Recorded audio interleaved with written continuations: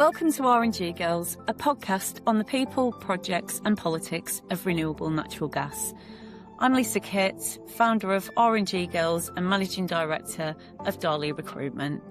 Our podcast aims to bring you the latest insights in the R&G market by sitting down with the key players who are shaping the industry, from operators and developers to investors and policy leaders.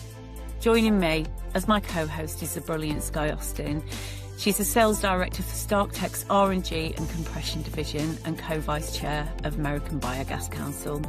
Together, we'll explore what's being built, what's being funded, and what it really takes to deliver projects in the real world.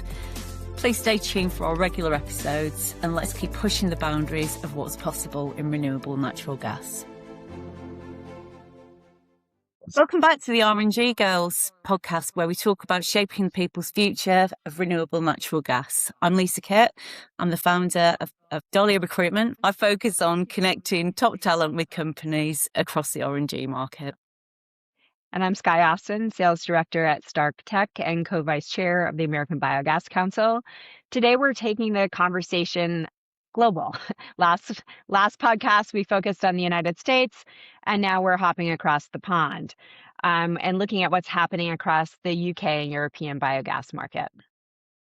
So today we're joined by the wonderful team at Raft Energy, UK-based, focused on helping operators to get more out of their existing assets through biology, chemistry and real-time monitoring. Ben and Alex, welcome. Before we dive in, let's do a quick round so our listeners know who's who. Hi there, my name is Benjamin Pluke.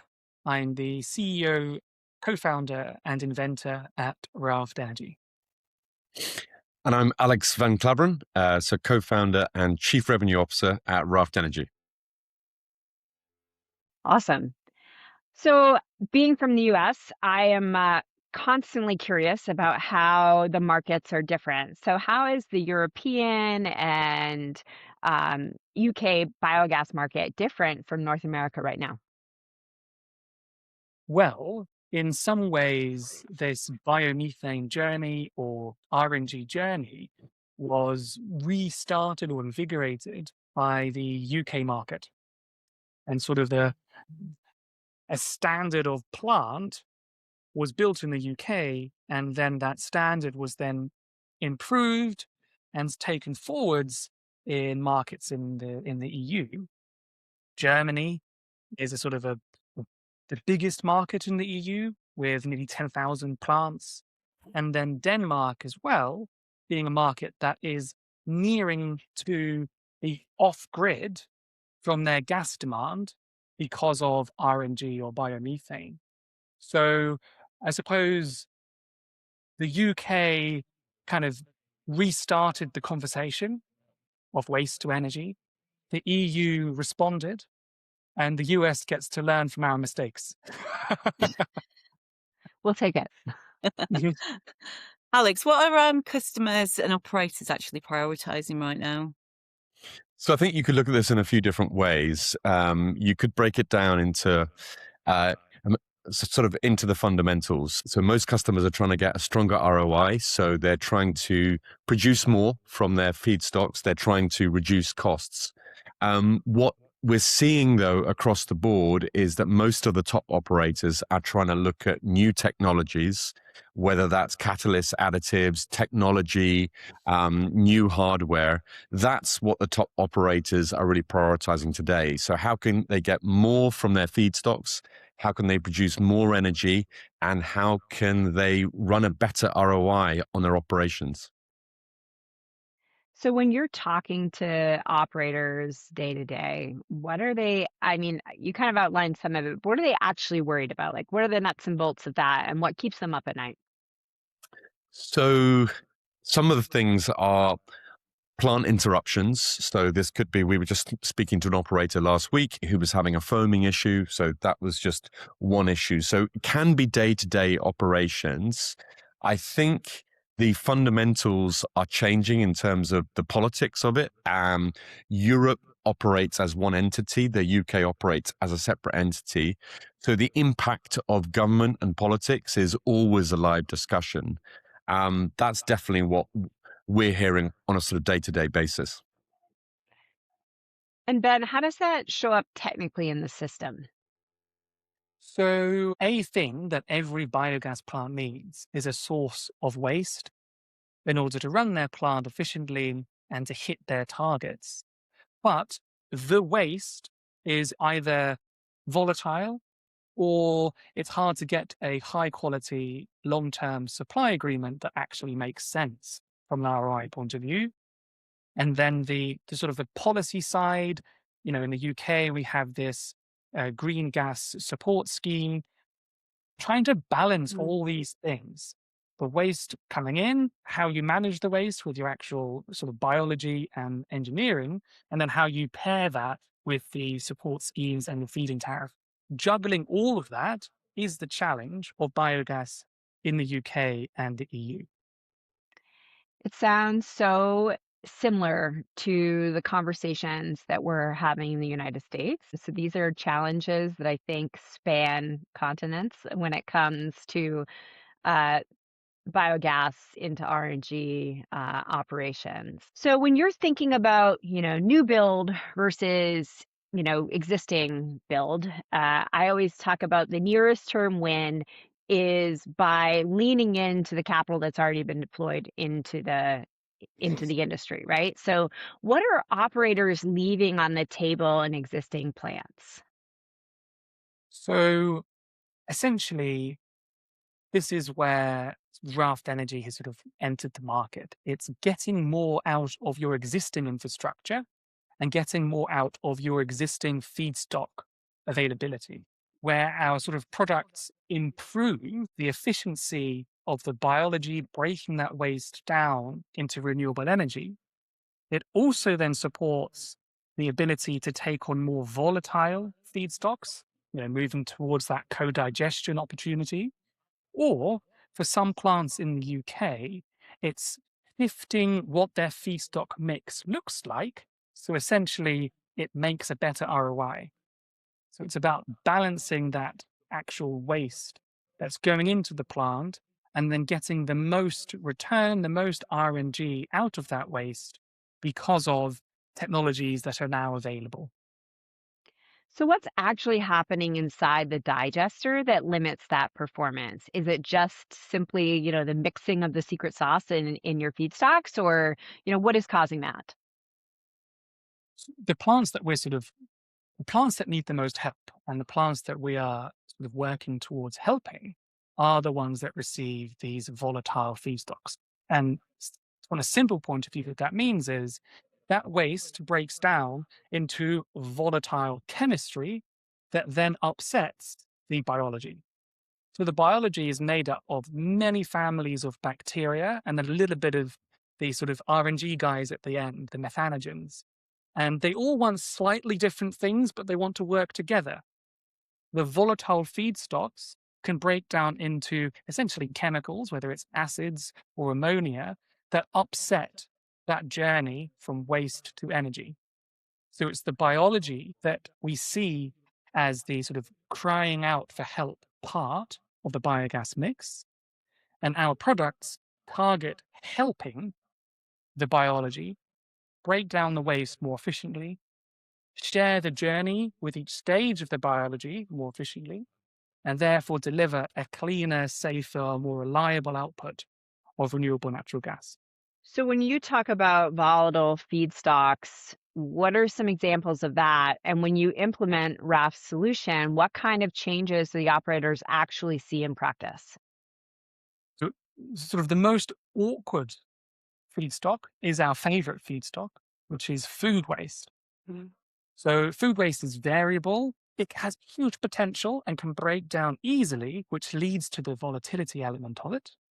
But often we call it in the UK curbside collection. So households, businesses deliver their waste, their food waste, and it's random and variable to a large extent. The biology technically don't like that. They like consistency. So ActiChar, this sort of catalyst product, is buffering the biology from the random, allowing them to efficiently break down the random into wonderful renewable natural gases. But then also there's these other feedstocks like poultry waste, pig slurry, abattoir waste. They're volatile in their own ways and essentially buffering the biology from the chemistry while also enhancing their potential to break down that waste into renewable natural gas is what our products do and support plants with. So that sort of efficiency gain plus the actual stability gain in reducing foaming issues, which can lead to complete plant shutdown. This smelly gas called hydrogen sulfide, that's the one that smells like rotten eggs, that gets dramatically reduced because of our products. And so it makes the whole operation not only biologically, but mechanically more straightforward and easier to run. And then sort of that icing on the cake is because of doing that, you have a higher methane composition, which also costs less and gives you more uplift. But also the biology produces a larger volume of renewable gas in a shorter space of time. If I'm an operator listening to this, what's the moment that I realize that I'm actually underperforming? Is it the foaming or is it something else? This could be many different things, but we'll just take this step back. You're probably looking at your numbers firstly, and you're looking at your plant and saying, this is not performing financially in the way that it should do. So the first thing that we can do with ActiChar is we can increase your revenue. Secondly, you'll be looking at your numbers and thinking, how can I decrease my costs? Well, if you reduce the cost that you're spending on your feedstock, your other additives, because you're getting faster organic breakdown, that could be the other way. The stabilizing the plant, well, you're probably getting things like foaming. You're probably looking at your VFAs and you're probably thinking, wow, something's not right here. We have a product which is called ActiSense, which is a live monitoring product, and that gives you a minute-by-minute reading of your actual VFAs. Well, I have one other question. Typically, when I think about digestion, I think about it in 30-day intervals, like between the beginning of your digestion process and first gas, right? So that's the generic number I like to use. You're saying that this creates a faster yield of gas. When I'm thinking about 30 days, what's the new number that I should be thinking about by introducing these biologics to a digester? So the number in practice in the UK and the EU, the sort of hydraulic retention time, how many days, actually varies quite a lot depending on the feedstock.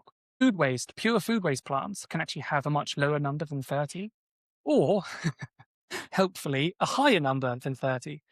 So it just really depends. Now, ActiChar is improving the actual moment by moment breakdown of that organic waste into renewable natural gas. And it's doing it through one process, which is called direct interspecies electron transfer. Just spin through those words, also known as diet. Diet is a good diet. And that is actively making the time taken for one bit of waste to become one bit of methane faster, which can do two things. One, it can potentially reduce the hydraulic retention time. So from a new build point of view, it can be taken into consideration in terms of actual plant footprint, etc., and plant design and what you want to put in terms of mechanics and engineering. Or from another angle, residual biogas. So you have your certain amount of feedstock, you've done your biomethane potential test, the BMP test, but how close are you getting to your BMP potential? Well, you'll get a lot closer to it, or even potentially exceed what you were getting in your previous 30 days, because that organic waste is being broken down closer to its full potential. So in your end digest state, there is less residual biogas potential. So you're essentially getting more energy out of every calorie inputted, so to speak. Like think about it in your own body. Like you're getting more out of what you're putting in there. You're getting it faster. You're getting it faster. To some extent, you are getting more methane because the different populations of biology process the waste into different products. One is hydrogen sulfide.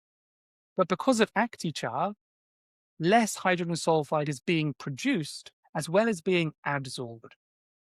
So you actually are getting more methane because you're getting less hydrogen sulfide.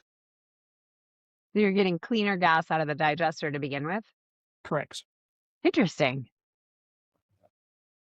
So we're finally starting to understand what's happening inside the tank in a meaningful way.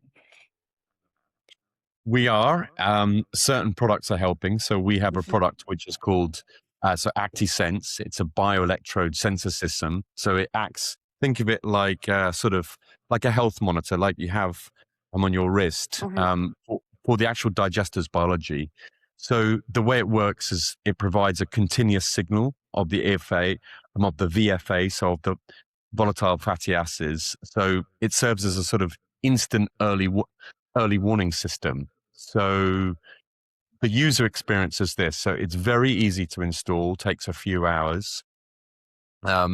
And that's connected obviously into their SCADA system, or you actually have it on your phone. So it's very addictive when you first install it. We all find that as soon as we have a new plant, every minute by minute, you'll sort of start to hit refresh. But it really is interesting because if you think of what they were doing before, is they were taking weekly or monthly samples that would get sent away to the lab, and then after the fact, they would find out that they needed to fix something.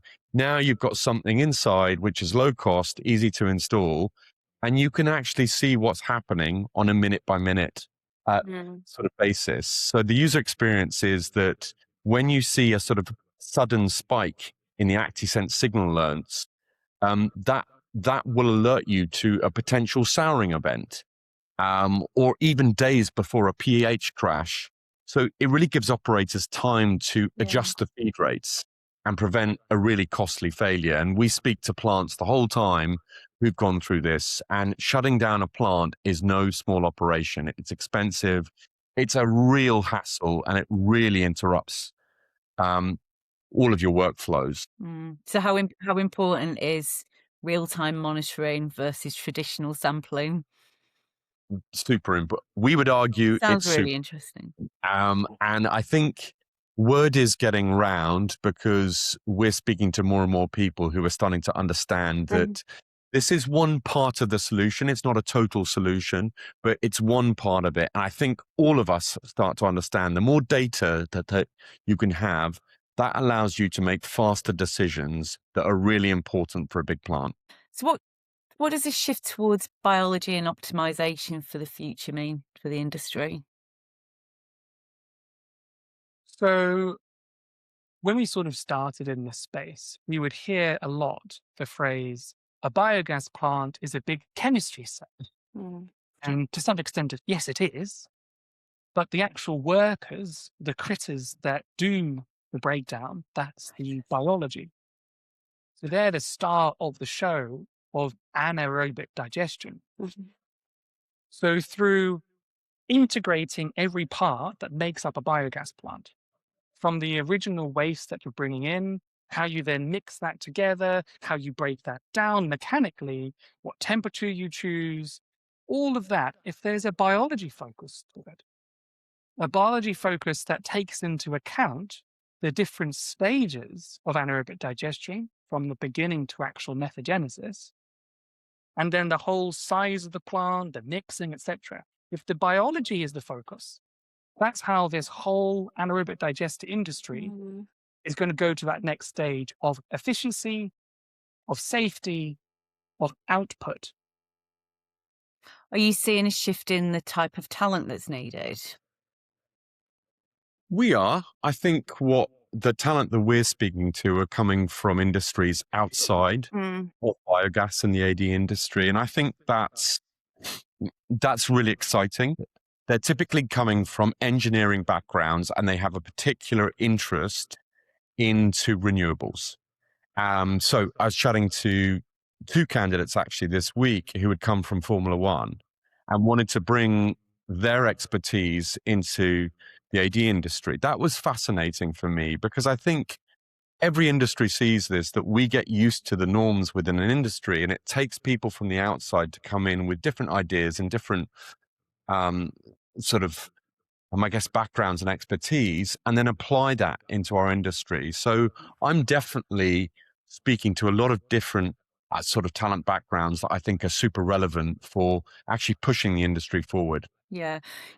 It's really interesting because it's a discussion that I had earlier. I was very much saying about we're seeing graduates now that are starting to do a lot of their coursework on biogas, Yeah. and actually, and obviously more people are starting to build laboratories. So there's going to be more need for chemists and your biology graduates. Mathematics is really coming in because you've got all the, people are starting to do data modeling and things. And you're absolutely right. You can't move this industry forward without bringing people from the outside in. And just, people are getting more and more interested in this wonderful industry. So as you look at this new talent pool, the non-biogas experts coming into the biogas industry, what does this shift towards biology and optimization mean for them and how they fit into the future of the industry? From like today's solutions or today's problems that need solutions, a biologist is fundamental because of the anaerobic digestive process being based on biology. And the future is super exciting because with that understanding of these are the guys that are breaking down the actual waste, then there's all sorts of augmentation there as an opportunity. There's all sorts of other support products that could be developed. There's all sorts of engineering solutions that could also enhance the activity of the biology. For example, companies that are essentially putting electric pulses through the biology to enhance their activity. So from a future product iteration, research and development point of view, that biology focus opens a whole interesting career angle for people who want to work in waste to energy. So it really kind of enhances what the future looks like, where anybody can find a space where they fit in this industry. It's an interesting maturing of what's happening, from the founders and the people who were initially interested in just the digestion and the waste reduction and things like that into, you know, almost the sci-fi end of, what is possible going forward. And that's just really exciting. So speaking of the future, where do you see both the UK and European biogas market heading over the next 5 to 10 years? Well, I think we only have to look back at what's happened in the last 4 years. Actually, you could argue in the last 6 weeks to realize that I think everyone is starting to understand a few things, that we need energy security. We frankly just all need more energy. Every week I see an article about a new data center and all of the challenges of, I think, how to power that. You look across every industry, we just all need more energy. And so for us, we look at what's happening at this industry and we think it ticks every box.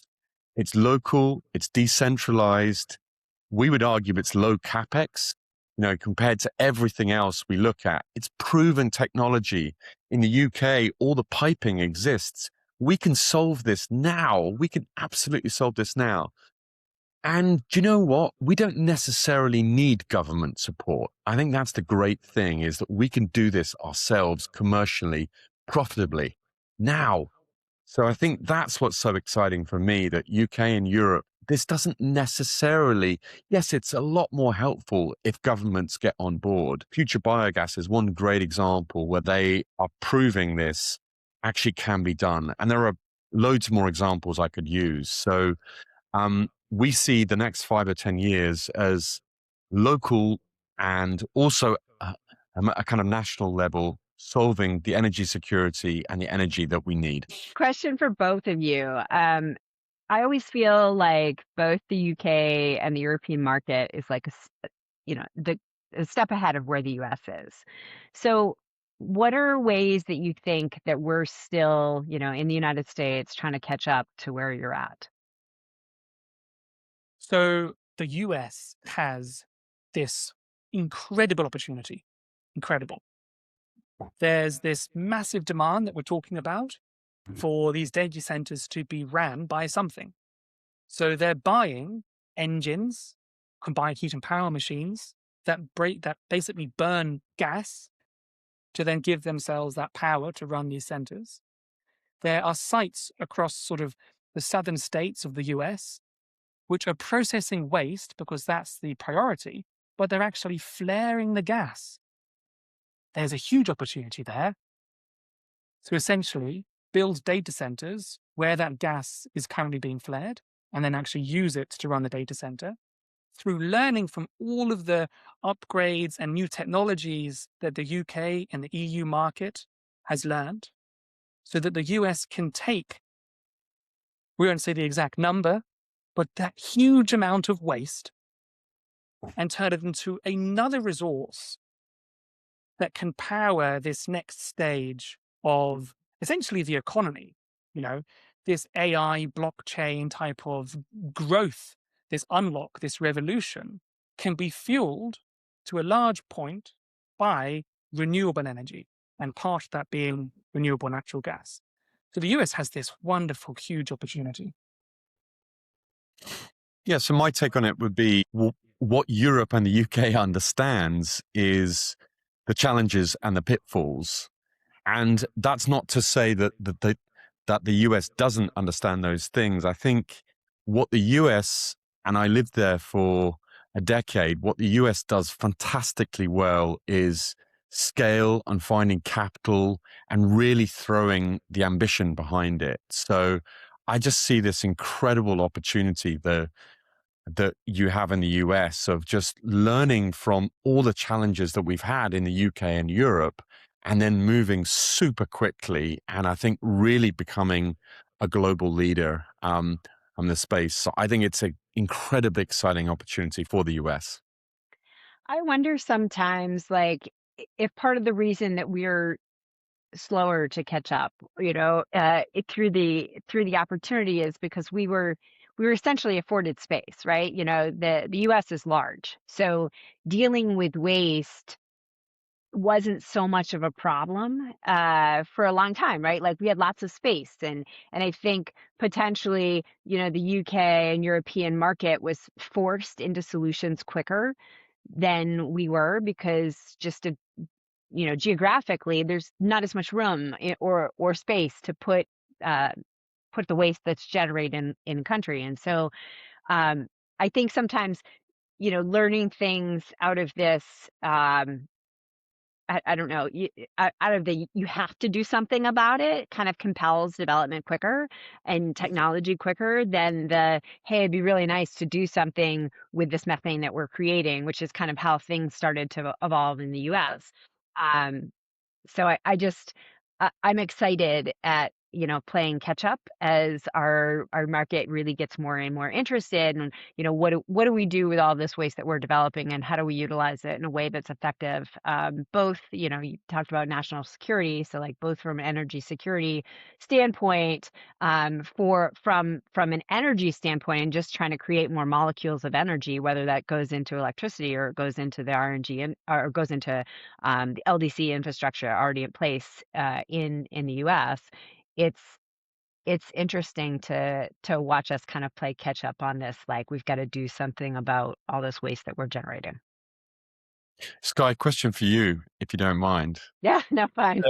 Yeah, I sometimes feel like there has to be a standout city or town or state where that acts as the lighthouse for everyone else. Is there a project or is there a city in the US that you've heard about where you see a solution like this and this might act as the lighthouse for everyone else, just to say, wow, we could also do that? Well, I think it really started with the California LCFS market and this drive to decarbonize transportation. And that's really acted as a lighthouse across many other states as they think about how do we enact um, our own desire to decarbonize our trucking. And so I think that's certainly a place that started things. But I think the the lighthouse right now is really in looking at, we've built a lot of really amazing infrastructure. How do we use this and how do we leverage this more efficiently into the system? Like I think I talked to you earlier about, like, I think that the quickest, short-term gains are always in optimizing what you have. And the long-term solutions are looking at things like, how does um, renewable natural gas fit into the marine industry, into even LNG that we're currently shipping overseas. Like, how can more of that be renewable molecules? Like, I think the lighthouse for us forward is continuing to expand the markets and expound upon what California did, but looking at it in different ways, right? So it's not just about transportation. It's about, how do you decarbonize thermal energy? How do you decarbonize the shipping industry? How do you kind of use this as a security aspect? So it's all of these different offtake opportunities that are really going to drive the market forward. But it all starts with, like, fixing the short term. Like, how do we make the most out of what we have? And then how do we feed that into this tremendous opportunity that is becoming less about what's happening state to state and more about what's happening all across the world. So it's interesting. It's like, we went from this micro kind of like, we're gonna solve the gas problems of this one little area, to how do we solve the need for energy across the world. And I think it's going to take all of us working together to fix that. 100%.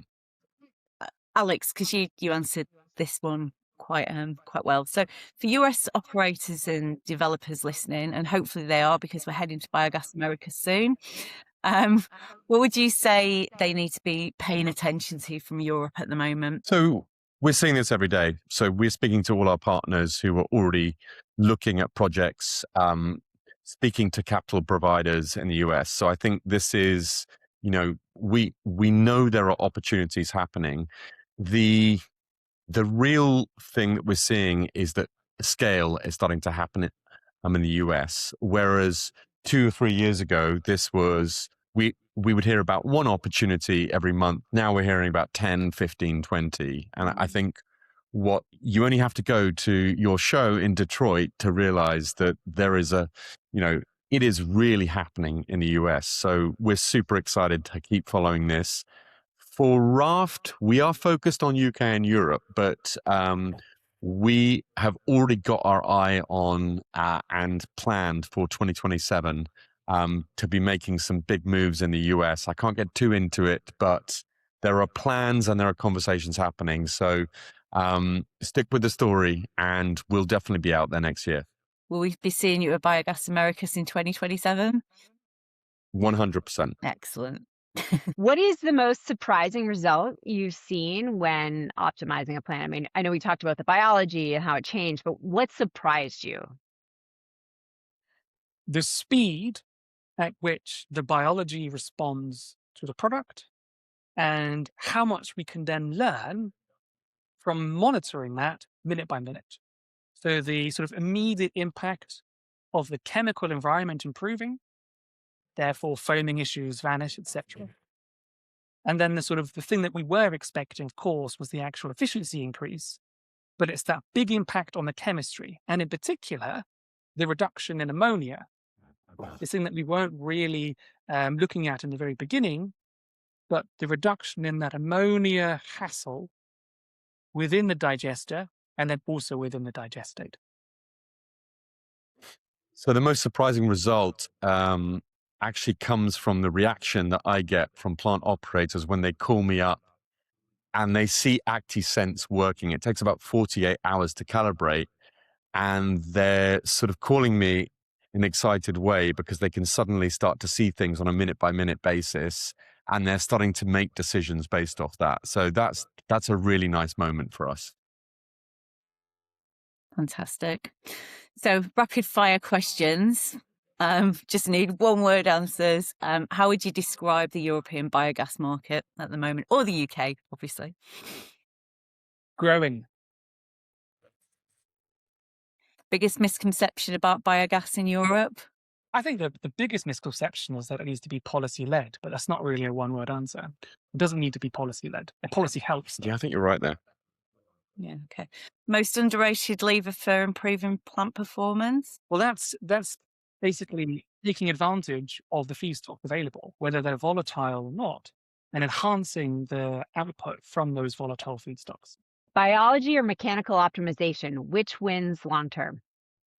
So biology. Excellent. Well, look, thank you so much for taking time to podcast with us. It's been great having and I'm sure it's been really interesting for you, Skye, to get a view on what's happening over here in the UK and Europe. Yeah, and I think the biggest takeaway for me is something that we've been thinking about a lot, just in the U.S. It's that really the biggest opportunity isn't necessarily building something new; it's making more out of what we already have. Well, thank you both for this. We really appreciate it. No Well, problem. thank you as well. I think the work that you're doing and sharing your perspective with us is just a really great conversation. And we're excited to hear about 2027. Apparently, there's some really big things happening in the U.S. And since I'm here, I have a vested interest in seeing what that looks like. Thank you so much.